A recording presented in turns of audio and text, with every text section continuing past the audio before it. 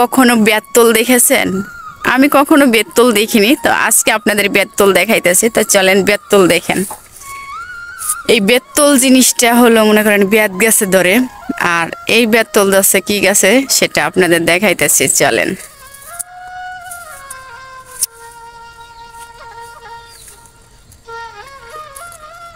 এই যে দেখেন, কখনো তো আমরা বেতল দেখিনি। এটা হচ্ছে বড়ই গাছের বেতল। কি পরিমাণে ধরছে একবার কল্পনা করতে পারেন। দেখেন, দেখছেন প্রচুর পরিমাণে বড়ই ধরে এই গাছটার ভিতরে। প্রত্যেক বছর এত পরিমাণে বড়ই ধরে যেটা ধারণার বাইরে।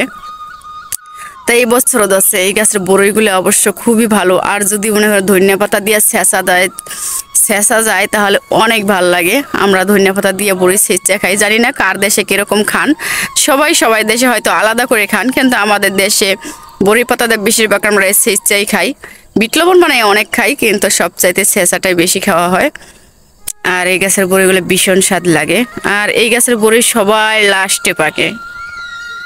কি পরিমাণে বড়ই ধরছে দেখছেন, বড়ইর কোনো বিকল্প নাই। অনেক বড়ই, দেখেই শান্তি, তাই না? আমার কাছে তো ভীষণ ভালো লাগতেছে। আর এই গাছের বড়ইগুলো খেতেও অনেক ভালো লাগে। দেখছেন, ওই নিচে একটা সাপের মতো দেখা যাইতেছে, তো ওটা কি আমি অবশ্য বুঝতে পারতেছি না। তো চলেন নিচে যাইয়া দেখি ওটা কি আসলে সাপ নাকি। আমাদের এখানে অনেক সাপ, যেটা ধারণা করতে পারবেন না আপনারা। এত পরিমাণে সাপ এদিকে আমাদের এখানে, নদীর পাড়ে বাড়ি তো, আর মনে করেন প্রচুর সাপ থাকে। তো ওটা সাপের মতোই দেখা যাইতেছে। তো চলেন যাইয়া দেখি ওটা কি। ওটা হয়তো কাছে গেলে ভালো করে বোঝা যাবে ওটা কি। আমাদের এখানে মনে করেন এই পর্যন্ত আমরা কত যে রাসেল ভাইপার দেখছি বলার বাইরে। এটা তো সাপই ছিল। এটা কি সাপের সুলুম না সাপ বোঝা যাইতেছে না অবশ্য। দেখেন কত বড় সাপ, বিশাল বড় এক সাপ। ও মাই গড, এটা তো গুক্কুর সাপ ছিল। দেখছেন, এটা কাল গুক্কুর সাপ। দেখছেন, এই সাপে যদি কেউ কামড় দিচ্ছে তা হে কি বাচ্চা আছে একবারও ভাবতে পারেন?